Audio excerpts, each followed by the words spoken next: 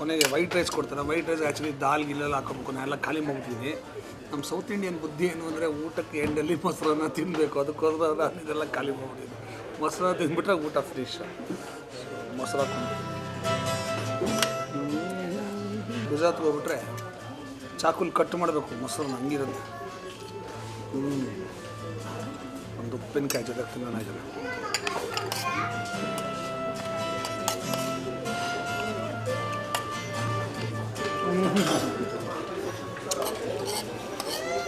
ಏನೇ ತಿಂದರು ಕೊನೆಯಲ್ಲಿ ಮೊಸರನ್ನ ತಿಂದ್ರೇ ಮಜಾ.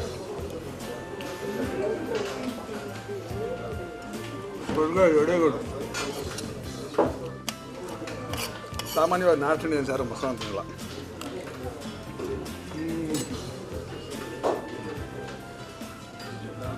ಸೂಪರ್. ಒಳ್ಳೆ ಗುಜರಾತಿ ಊಟ ಮಾಡಬೇಕು ಅಂದರೆ ನೀವು ಸುಖಸಾಗರ್ ಫುಡ್ ಕಾಂಪ್ಲೆಕ್ಸ್ಗೆ ಬರಬೇಕು. ಮೆಜೆಸ್ಟಿಕ್ ಥಿಯೇಟ್ರ್ ಇತ್ತಲ್ಲ, ಅದು ಎದುರುಗಡೆ ಇದೆ. ಗಾಂಧಿನಗರದಿಂದ SM ರೋಡ್ ಅಂತ ಬಳೆಪೇಟೆಗೆ ಎಂಟ್ರ್ ಆಗುತ್ತೆ. ಬಳೆಪೇಟೆ ಮೇನ್ ರೋಡು ಅಲ್ಲೇ ಸಿಗುತ್ತೆ. ಯಾರನ್ನು ಕೇಳಿದ್ರು ಹೇಳ್ತಾರೆ. ಇಲ್ಲಿ ಬಂದು ಗುಜರಾತಿ ಊಟ ಮಾಡಿ, ತುಂಬ ಚೆನ್ನಾಗಿರುತ್ತೆ.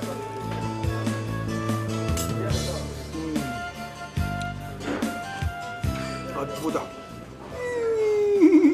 ಸೂಪರ್. ನೋಡಿದ್ರೆ ಇದು fruit salad with ice cream ನೋಡಿ.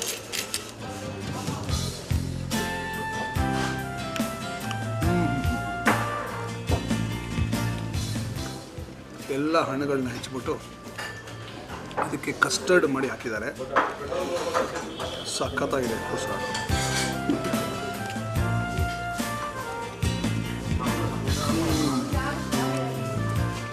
ಆ ಕಸ್ಟರ್ಡ್ ಮಜಾನೇ ಮಜಾ, ಭಾಳ ಚೆನ್ನಾಗಿ.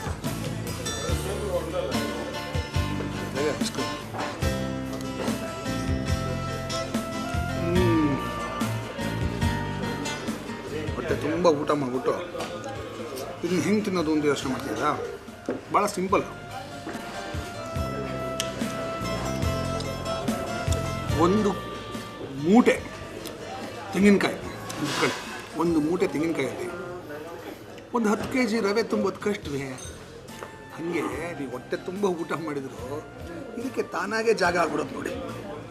ನನಗೆ ಆ್ಯಕ್ಚುಲಿ ಹೊಟ್ಟೆ ತುಂಬೋಗಿದೆ, ಆದರೆ ತಾನಾಗೇ ಜಾಗ ಆಗುತ್ತೆ.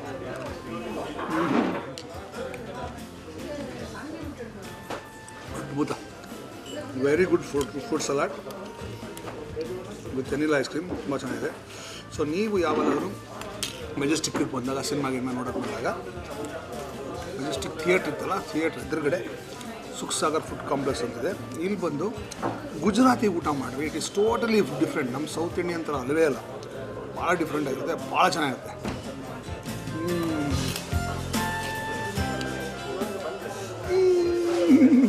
ಸೂಪರ್.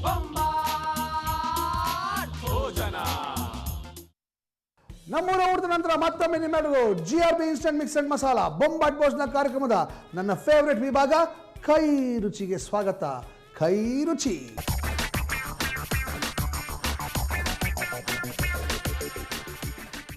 ಕೈ ರುಚಿಯಲ್ಲಿ ಇವತ್ತು ಸ್ಪೆಷಲ್ ಆಗಿ ಒಂದು ರೈಸ್ ಬಾತ್ ಮಾಡೋದನ್ನು ಹೇಳ್ಕೊಡ್ತಾ ಇದ್ದೀನಿ. ಈ ರೈಸ್ ಬಾತ್ಗೆ ನಾನು ಇಟ್ಟಿರೋ ಹೆಸರು ಚಾಟ್ನಾ ಚಾವಲ್ ಅಂತ. ಚಾಟ್ನಾ ಅಂದರೆ ರುಚಿ ನೋಡೋದು ಅಂತ. ಸೊ ಈ ಚಾವಲ್ ಹೆಂಗಿರುತ್ತೆ, ರೈಸ್ ಬಾತ್ ಎಲ್ಲರೂ ರುಚಿ ನೋಡಲೇಬೇಕು ಅನಿಸುತ್ತೆ, ಅಷ್ಟು ಚೆನ್ನಾಗಿರ್ತದೆ. ಚಾಟ್ನಾ ಚಾವಲ್. ಈ ಚಾಟ್ನಾ ಚಾವಲ್ಗೆ ಏನೇನು ಪದಾರ್ಥಗಳು ಬೇಕು ಅಂತ ನೋಟ್ ಮಾಡಿಕೊಡಿ. ಮೊದಲನೇದಾಗಿ ನಾನು ಬಾಸ್ಮತಿ ರೈಸನ್ನು ನೆನೆಸಿಟ್ಕೊಂಡಿದ್ದೀನಿ, ಸುಮಾರು 1.5 ಕಪ್ಪಷ್ಟು. ನೀವು ನಿಮ್ಮ ಮನೆಯಲ್ಲಿ ಯಾವ ಅಕ್ಕಿ ಬಳಸಿದ್ರೋ ಆ ಅಕ್ಕಿನೇ ಬಳಸ್ಬೋದು, ಏನು ತೊಂದರೆ ಇಲ್ಲ. ಆಮೇಲೆ ತರಕಾರಿಗಳನ್ನು ಸಣ್ಣದಾಗಿ ಹೆಚ್ಚಿ ಅದನ್ನು ಬೇಯಿಸಿಟ್ಕೊಂಡಿದ್ದೀನಿ. ಕ್ಯಾರೆಟು, ಹುರುಳಿಕಾಯಿ, ಆಲೂಗಡ್ಡೆ ಇಷ್ಟನ್ನು ಮಾತ್ರ ಉಪಯೋಗಿಸ್ತಾ ಇದ್ದೀನಿ. ಪುದೀನ ಸೊಪ್ಪು ಒಂದು ಸ್ವಲ್ಪ. ಇದ್ರ ಜೊತೆಗೆ ನಾವು ಒಂದು ಮಸಾಲೆ ರುಬ್ಬೋತೀನಿ. ಆ ಮಸಾಲೆಗೆ ನಾನು ಹಸಿಮೆಣಸಿನ್ಕಾಯಿ ಒಂದು 5-6, 1 ಕಪ್ಪಷ್ಟು ತೆಂಗಿನಕಾಯಿ ತುರಿ, 4 ಲವಂಗ, 2 ಮೊಗ್ಗು, 2 ಏಲಕ್ಕಿ, 1 ಇಂಚಷ್ಟು ಚಕ್ಕೆ, ಸ್ವಲ್ಪ ಕಸೂರಿ ಮೇಥಿ, ತುಪ್ಪ, ಗೋಡಂಬಿ, ಸಾಸಿವೆ, ಸ್ವಲ್ಪ ಇಂಗು, ಕೊತ್ತಂಬರಿ ಸೊಪ್ಪು ಮತ್ತು ರುಚಿಗೆ ತಕ್ಕಷ್ಟು ಉಪ್ಪು. ಈಗ ಈ ಚಾಟ್ನಾ ಚಾವಲ್ ಮಾಡೋದು ಹೇಗೆ ಅಂತ ಹೇಳ್ತೀನಿ. ಲೆಸನ್ ನಂಬರ್ 1, ಒಲೆ ಹತ್ತಿಸಬೇಕು. ಇದ್ರ ಮೇಲೆ ಒಂದು ಪಾತ್ರೆ ಇಡೋಣ. ಇದಕ್ಕೆ ನಾವು ನೆನೆಸಿರ್ತಕ್ಕಂಥ ಅಕ್ಕಿ ಹಾಕೋಣ. ನೀರು ಸಮೇತವಾಗಿ ಇನ್ನೂ ಒಂಚೂರು ನೀರು ಹಾಕೋಣ. ಸಾಮಾನ್ಯವಾಗಿ ಬಾಸ್ಮತಿ ರೈಸ್ ಮಾಡ್ಬೇಕಾದ್ರೆ 1:2 ಅಂತ ಹೇಳ್ತಾರೆ. ನಾನು ಮಾಡೋ ಶೈಲಿಯಲ್ಲಿ ಮಾಡಿದಾಗ ಸ್ವಲ್ಪ ಜಾಸ್ತಿ ನೀರು ಹಾಕಿ ಶೋಧಿಸ್ಕೊಳ್ಬೋದು.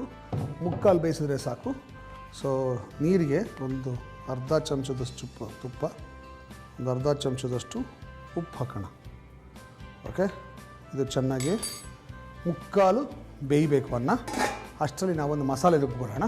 ತೆಂಗಿನಕಾಯಿ ತುರಿ, ಒಂದು 6 ಹಸಿಮೆಣಸಿನ್ಕಾಯಿ ಹಾಕಿದ್ದೀನಿ, 2 ಏಲಕ್ಕಿ, 1-2 ಮೊಗ್ಗು, 4 ಲವಂಗ, 1 ಇಂಚಷ್ಟು ಚಕ್ಕೆ.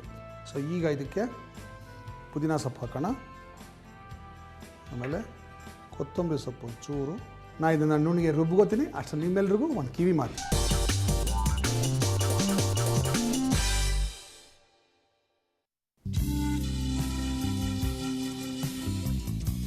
ಗಂಡ ಅನ್ನೋ ಪ್ರೀತಿ ವಿಶ್ವಾಸ ಏನಿಲ್ವಲ್ಲೇ. ಒಂದು ಇಡೀ ಬಾಟ್ಲ್ ಒಬ್ಬಳೇ ಕುಡ್ತಿದ್ಯಲ್ಲ, ಇದನ್ನು ಕೊಡಬೇಕು ಅಂತ ಅನ್ನಿಸ್ತಿಲ್ವ ನಿನಗೆ? ಇದು ತೊಗೊಂಡೋಗ್ಬಿಟ್ಟು ರೋಸ್ ಪಾಟ್ ಇದೆಯಲ್ಲ ಅದಕ್ಕೆ ಹಾಕ್ಬಿಡಿ. ನನಗಿಂತ ಕಡೆ ಯಾಕೆ ಹಾಕ್ಬೇಕಿದ್ದೀನ? ಟೆನ್ಷನ್ ಮಾಡ್ಕೋಬೇಡಿ, ನಿಮಗೆ ಕೆಮ್ಮಿದೆ ಅಲ್ವಾ, ಅದಕ್ಕೆ ಪಾಪ ಅಂತ ನಿಮ್ಗೆ ಇದು ಕೊಡಲಿಲ್ಲ. ಪಾಟ್ಗೆ ಯಾಕೆ ಹಾಕಬೇಕು ಅಂದರೆ, ಈ ಥರ ಏರೇಟೆಡ್ ಡ್ರಿಂಕ್ಸ್ ಏನಾದರೂ ಹೂಕುಂಡಗಳಿಗೆ ಹಾಕಿದ್ರೆ ಎಲೆಗಳೆಲ್ಲ ಬೇಗ ಉದುರೋಗಲ್ಲ, ಆಮೇಲೆ ಹೂವೆಲ್ಲ ಫ್ರೆಶ್ ಆಗಿರುತ್ತೆ, ಗಿಡಗಳಿಗೆ ಇನ್ಫೆಕ್ಷನ್ ಆಗಲ್ಲ. ಹಾಕ್ಬಿಡಿ. ನಿಮ್ಮ ಕೆಮ್ಮಲ್ವಾ, ನಿಮ್ಗೆ ಬೇರೆ ಔಷಧಿ ಕೊಡ್ತೀನಿ ನಾನು. ಕುಡಿಬೇಡಿ ರೋಸ್ ಪಾಟ್. ನೀವು ಮರಿದೆ ಮಾಡಿ ಹೂವಿನ ಕುಂಡಗಳಿಗೆ ಅಂದರೆ ಗಿಡಗಳು ಹಾಕಿರೋ ಪಾಟ್ಗಳಿಗೆ ಸಾಫ್ಟ್ ಡ್ರಿಂಕ್ಸ್ ಅಂದರೆ ಏರೇಟೆಡ್ ಡ್ರಿಂಕ್ಸ್ ಇರುತ್ತಲ್ಲ, ಅದನ್ನು ಸ್ವಲ್ಪ ಹಾಕಿದ್ರೆ 1 ಕಪ್ಪಷ್ಟು, ಆಗ ಎಲೆಗಳು ಬೇಗ ಉದುರೋಗಲ್ಲ, ಹೂಗಳೆಲ್ಲ ಫ್ರೆಶ್ ಆಗಿರುತ್ತೆ, ಗಿಡಕ್ಕೆ ಇನ್ಫೆಕ್ಷನ್ ಆಗಲ್ಲ. ಈಗ ನಾನು ರುಬ್ಬಿದ್ದಾಯಿತು. ಈ ಕಡೆ ಅಕ್ಕಿ ಕೂಡ ಮುಕ್ಕಾಲು ಬೆಂದಿದೆ. ಅಕ್ಕಿ ಮುಕ್ಕಾಲು ಬೆಂದಮೇಲೆ ಆಫ್ ಮಾಡಿಬಿಟ್ಟು ಇದನ್ನು ಸ್ಟ್ರೈನ್ ಮಾಡ್ಕೊಂಬಿಡೋಣ, ಶೋಧಿಸ್ಕೊಂಬಿಡೋಣ. ಈ ಕಡೆ ಮತ್ತೆ ತುಪ್ಪ ಹಾಕೋಣ. GRB ತುಪ್ಪ ನಾನು 3 ಟೇಬಲ್ ಸ್ಪೂನ್ ಅಷ್ಟು ಹಾಕ್ತಾಯಿದ್ದೀನಿ. ಇದು ಕಾದಿದೆ. ಇದಕ್ಕೆ ಒಂಚೂರು ಹಿಂಗೆ ಹಾಕೋಣ, ಸಾಸಿವೆ ಮತ್ತು ಗೋಡಂಬಿ ಸ್ವಲ್ಪ ಕಂದು ಬಣ್ಣವರೆಗೂ ಬರೋವರೆಗೂ ಇದನ್ನು ತುಪ್ಪದಲ್ಲಿ ಹುರಿಬೇಕು. ಓಕೆ, ಈಗ ಇದಕ್ಕೆ ನಾವು ಬೇಯಿಸಿರುವ ತರಕಾರಿಗಳನ್ನು ಹಾಕೋಣ.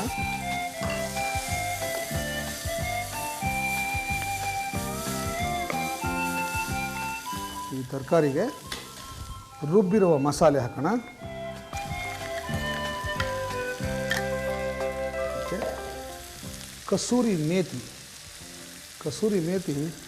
ಕೈಯಲ್ಲಿ ಹಿಂಗೆ ಇಟ್ಕೊಂಡು ಪುಡಿ ಮಾಡಿ ಹಾಕಬೇಕು.